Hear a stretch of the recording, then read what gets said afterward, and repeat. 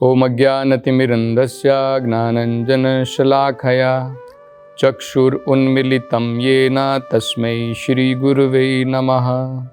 नमो ओम विष्णुपादाय कृष्णपृष्ठाय भूतले श्रीमते भक्तिवेदान्तस्वामिन् इति नामिने। नमस्ते सरस्वती देवे गौरवाणी प्रचारिणे निर्विशेषा शून्यवादी पाश्चात्य देशतारिणे। जय श्री कृष्ण चैतन्य प्रभु नित्यानंद श्री अद्वैत गदाधर श्रीवासदि गौर भक्तवृंद। हरे कृष्णा कृष्ण कृष्णा हरे हरे, हरे राम राम राम हरे हरे।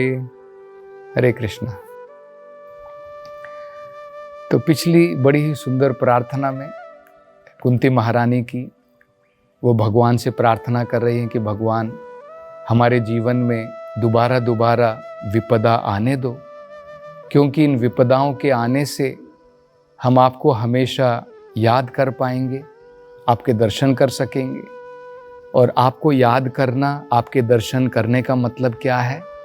इस भौतिक संसार से मुक्ति की प्राप्ति है। दोबारा भौतिक संसार के दर्शन नहीं करने पड़ेंगे अगर आपके दर्शन हम कर पाएंगे। और ये भी हमने सुना था, 4 प्रकार के लोग जो हैं इस भौतिक संसार में, जो पुण्य कार्यों में लगे हैं, पाप कार्यों में जो नहीं लगे हैं, जो पुण्य कार्यों में लगे हैं, वो 4 प्रकार के लोग भगवान की शरण में जाते हैं। तो एक के बारे में तो हमने सुना था, आर्तो का मतलब होता है जब उसके जीवन में दुख आता है और अगर वो व्यक्ति उसने जीवन में पुण्य किए हैं तो वो क्या करेगा? वो भगवान की शरण में जाता है। जो पापी व्यक्ति है जब उसके जीवन में दुख आता है वो भगवान की शरण में नहीं जाता है, वो और ज्यादा नास्तिक हो जाता है। वो सोचता है मैंने सब कुछ किया है लेकिन भगवान फिर भी मेरे को दुख दे रहा है, वो और ज्यादा नास्तिक हो जाता है। लेकिन जिसने पुण्य किया है वो व्यक्ति भगवान की शरण को जाता है। तो इसलिए एडवांटेज है। अगर भौतिक संसार में, ये तो संसार तो दुखों का है, दुख तो आते रहेंगे। जब तक हम आध्यात्मिक संसार को ना चले जाएं ये तो आते रहेंगे। तो हमें क्या करना है? घबराना नहीं है दुखों से, टेम्परेरी है। जैसे ग्रीष्म ऋतु टेम्परेरी है, बाद में समर सीजन आता है, विंटर सीजन, शीत ऋतु आती है, ऐसे बदलता रहता है। तो सुख दुख तो आते रहेंगे। तो भगवान भगवद गीता में भी बताते हैं, भगवान कहते हैं शीतोष्ण सुख दुखदाह। ये जो दुख और सुख होते हैं शीत तो और उष्ण की भांति है, गर्मी और सर्दी के सीजन की भांति आते रहेंगे। तो क्या करना है? ताम स्थितिक्षस्व भारत, टॉलरेट करना है, सहन करना है और हमें जो है भगवान को याद करना है। तो आर्तो का मतलब होता है जो व्यक्ति दुखी है वो भगवान की शरण में जाता है। दूसरा है अर्थार्थी, जो व्यक्ति भौतिक संसार के अंदर में सुखों की प्राप्ति करना चाहता है, ऐश्वर्य चाहता है, धन दौलत चाहता है। अर्थार्थी, नीडी जिसे बोलते हैं ना, जरूरतमंद व्यक्ति, वो भी भगवान की शरण में जाता है अगर वो पुण्य करने वाला है। नास्तिक व्यक्ति नहीं जाएगा। नास्तिक व्यक्ति सोचेगा सब अपने बलबूते पर करूंगा, कौन भगवान, कैसा भगवान। तो ये दूसरा होता है। तीसरा होता है जिज्ञासु, जिस व्यक्ति ने अपने जीवन के अंदर में जिज्ञासा पैदा कर ली है कि भाई ये जीवन क्या है, ये मैं कहाँ से आया हूँ, कौन हूँ मैं, है संसार के अंदर में दुख सुख क्यों है। जो इस प्रकार से जिज्ञासा करता है वो भी भगवान की शरण में जाता है। और ज्ञानी च भरतर्षभ, जो बुद्धिमान व्यक्ति है वो भी भगवान की शरण में जाता है। तो ये 4 प्रकार के व्यक्ति जो है भगवान की शरण में जाते हैं। तो हमने इसमें क्या देखा कि अगर हमारे जीवन में दुख भी आ जाएं और अगर उससे हमें प्रोत्साहन मिलता है भगवान की सेवा करने का, भगवान को याद करने का, तो वेलकम है, उसका स्वागत करना चाहिए। और हमने ये भी समझा था कि भगवान हमें दुख नहीं देते हैं, ऐसा नहीं कि भगवान हमें दे रहे हैं, अपने कर्मों से दुख आते हैं, भगवान तो उसे घटा देते हैं। तो अगर जो कर्मों के द्वारा आ रहे हैं और भगवान ने घटा दिए हैं, जो थोड़े बहुत दुख हमारे जीवन में आ रहे हैं, उसे हमें वेलकम करना चाहिए, स्वागत करना चाहिए, टॉलरेट करना चाहिए और भगवान के ऊपर ज़्यादा से ज़्यादा निर्भर करना चाहिए। उस समय में भगवान को याद करना चाहिए। जितना भगवान को याद करेंगे उतना हम इस भौतिक संसार से मुक्ति के पात्र बन जाएंगे। तो अब देखिए कुंती महारानी अगली प्रार्थना बताती है। यहाँ पर बताया कुंती महारानी ने इस प्रार्थना में तो ये बताया कि भाई विपदा भी हमारे लिए हमें स्वागत करना चाहिए अगर उसमें भगवान की याद आती है। अब कुंती महारानी बताती हैं 4 चीजें इस भौतिक संसार के अंदर में भगवान की भक्ति करने में अड़चन डालती है, बाधा पहुंचाती है, बाधा डालती है। इन 4 चीजों के द्वारा व्यक्ति मतवाला हो जाता है और मतवाला होने के बाद में उसके मन के अंदर में भगवान का नाम अगर वो जो है पुकारता भी है तो फीलिंग के साथ में नहीं, उसके भावना नहीं है वो भगवान के प्रति। जैसे मान लो बच्चा जब भूखा है तो भूख के कारण बड़े ही भावना के साथ में माँ को पुकारता है जब वो दुख में है, और जब व्यक्ति सुख में है और हो सकता है कि वो भगवान के नाम का जप कर रहा हो, तो जब उसके मुख से जप भगवान के नाम निकलता भी है वो भावना के साथ में नहीं निकलता है। तो दोनों में डिफरेंस होता है। तो ये बड़ा सुंदर जो है उनकी अगली ये प्रार्थना है। वो कहते हैं जन्म ऐश्वर्य श्रुता श्रीभि एदमानः मदः पुमान् नैव अर्हति अभिधातुं वै त्वाम अकिंचन गोचरम। वो कहती हैं 4 चीजों के द्वारा व्यक्ति संसार में नशे में हो जाता है, मतवाला हो जाता है। वो कौन सी 4 चीजें हैं? अच्छे घराने में जन्म, ऐश्वर्य, अत्याधिक सुख समृद्धि, भौतिक संसार के अंदर में ऐश्वर्य, पैसा, धन दौलत, ये सब जब व्यक्ति के पास में अत्याधिक होती है उसके द्वारा भी व्यक्ति जो है नशे में धुत हो जाता है, मतवाला हो जाता है। तो जन्म ऐश्वर्य श्रुता, जब भौतिक संसार में अत्याधिक विद्या प्राप्ति कर लेता है, बहुत पढ़ लिख लेता है, डिग्री प्राप्त कर ली है, डॉक्टर बन गया है, पीएचडी कर ली है, डॉक्टरेट कर ली है, तो और ज्यादा जो है उसकी छाती फूल जाती है। तो इन सब के द्वारा क्या हो गया? मतवाला हो गया, नशे में हो गया। तब उसको भगवान की कहाँ से याद आएगी? और अगर भगवान किसी कारणवश वो भगवान को पुकारता है, वो हृदय से वो फीलिंग नहीं आएगी, वो भावना के साथ में, वो भाव के साथ में, भावुकता के साथ में भगवान को नहीं पुकार पाएगा। तो ना अविर्हर्तुम धातुम वही, मतलब वो इस प्रकार से जो मतवाला व्यक्ति है, जब वो भगवान के नाम को पुकारेगा भावना के साथ में नहीं पुकारेगा। जन्म ऐश्वर्य श्रुता, और चौथा क्या है? श्री भी, जब भौतिक सुंदरता उसके पास में है, अत्याधिक सुंदर है और लोग उसकी तरफ आकर्षित हैं, मिस वर्ल्ड, मिस्टर यूनिवर्स, या फिर लोग उसकी तरफ जो है बड़े ही आकर्षित हैं, आकर्षण लोगों को जो अपनी तरफ आकर्षण करता है, ऐसा व्यक्ति भी जो है आध्यात्मिकता में प्रगति करना बड़ा मुश्किल है उसके लिए। क्योंकि एक प्रकार से ये 4 चीजें क्या कर देती हैं? व्यक्ति को नशे में डाल देती है। जरा सोचिए, पहले इन 4 चीजों की प्राप्ति के लिए होड़ लगी हुई है ना? हम देखते हैं संसार के अंदर में लोग पैसा कमाना चाहते हैं, सुख समृद्धि चाहते हैं, लोग जो है इस भौतिक संसार में विद्या प्राप्ति करना चाहते हैं, डॉक्टर बनना चाहते हैं, डिग्री लेना चाहते हैं। इन सब चीज़ों की होड़ लगी हुई है भौतिक संसार में। और इससे क्या होने वाला है? इन सब चीज़ों की प्राप्ति से क्या होने वाला है? आत्मा जो है नशे में हो जाती है, मतवाली हो जाती है। और उसके ऊपर आप सोचिए, इन चीज़ों के द्वारा पहले ही नशा हो गया, बाद में जाकर के दारू खाने में जाकर के, शराब की दुकान में जाकर के और नशा लोग करना चाहते हैं।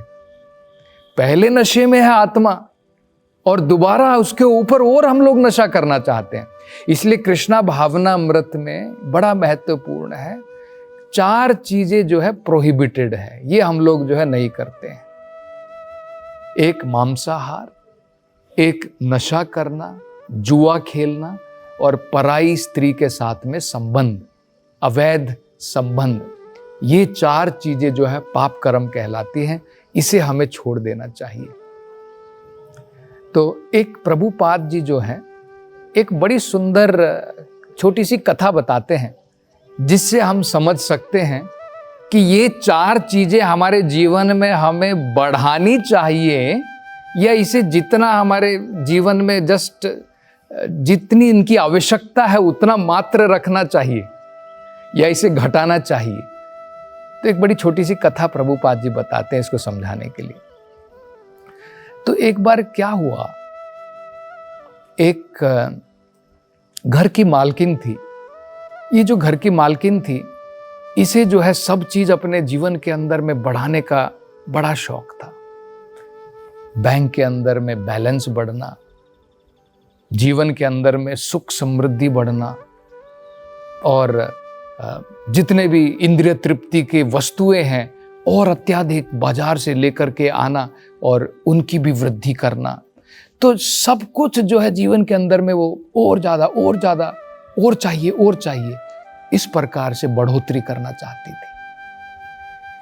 तो एक दिन क्या हुआ, इस घर की मालकिन को जो है बुखार आ गया, और इस घर की मालकिन के साथ में उसकी जो है मेड सर्वेंट, जो उसके घर में घरेलू कार्य करती थी, वो भी रहती थी, और उसको भी बुखार आ गया।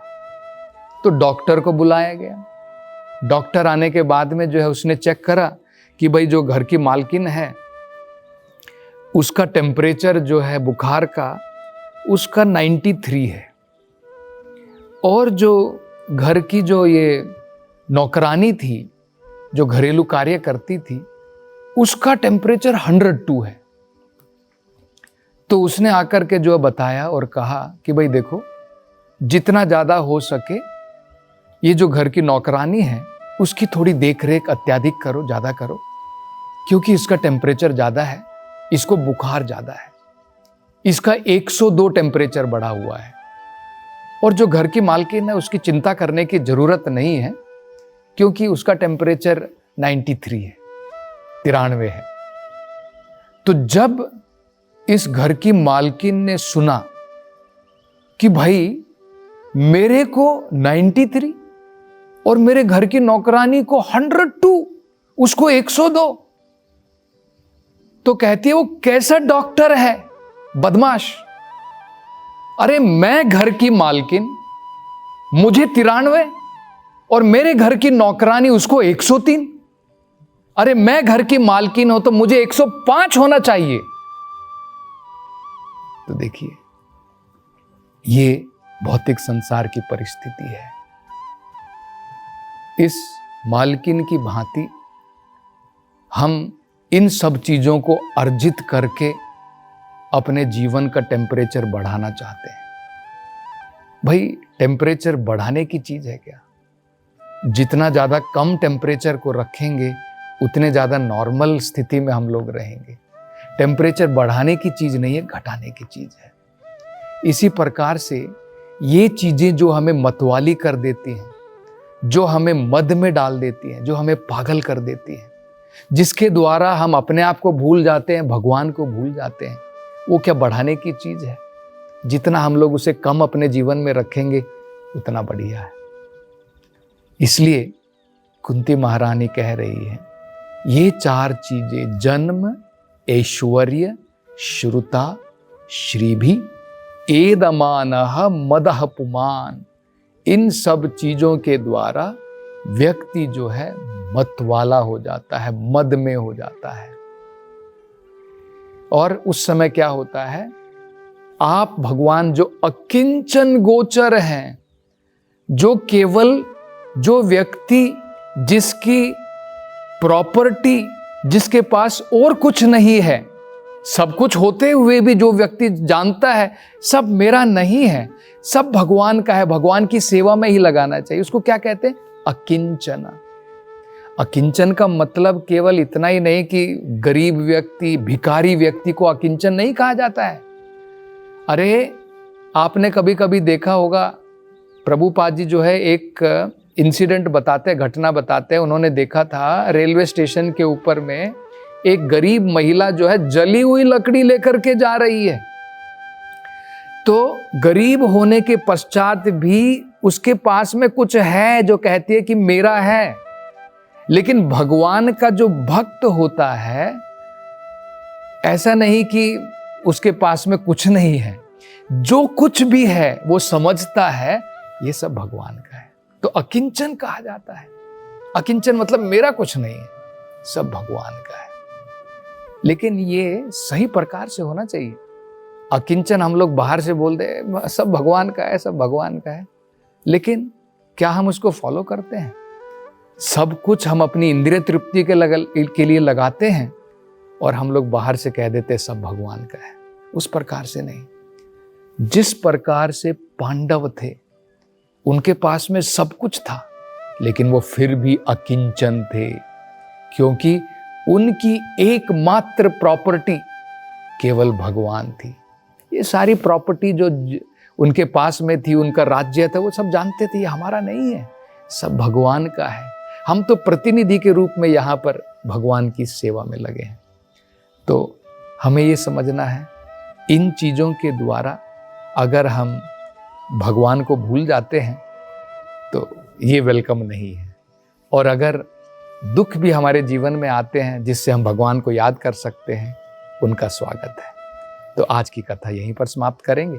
अगली और प्रार्थनाएं आगे चर्चा करेंगे। हरे कृष्णा। हरे कृष्ण मूवमेंट के संस्थापक आचार्य श्रील प्रभुपाद की हार्दिक इच्छा थी कि भगवान श्री कृष्ण और श्रीधाम वृंदावन की महिमा का पूरे विश्व में प्रचार हो। मथुरा वृंदावन में निर्माणाधीन गगनचुंबी वृंदावन चंद्रोदय मंदिर श्रील प्रभुपाद के इस उद्देश्य को समर्पित है। यह परियोजना वृंदावन को विश्व मानचित्र पर एक अनुपम छवि प्रदान करेगी। स्कंद पुराण में उल्लेखित है कि भगवान श्री कृष्ण के लिए एक मंदिर का निर्माण प्रारंभ करने मात्र से 7 जन्मों में किए गए पापों का नाश हो जाता है और ऐसा करने वाला व्यक्ति नरकीय लोकों में कष्ट भोग रहे उसके पूर्वजों को मुक्त कर सकता है। अतः एक सुनहरा अवसर है भगवान श्री कृष्ण के लिए विश्व के सबसे ऊंचे मंदिर के निर्माण में सहयोग देकर सर्वोच्च पुण्य का भागीदार बने। 1 स्क्वायर फीट मंदिर निर्माण सेवा राशि 2100 रुपए मात्र। अधिक जानकारी के लिए संपर्क करें 8585850033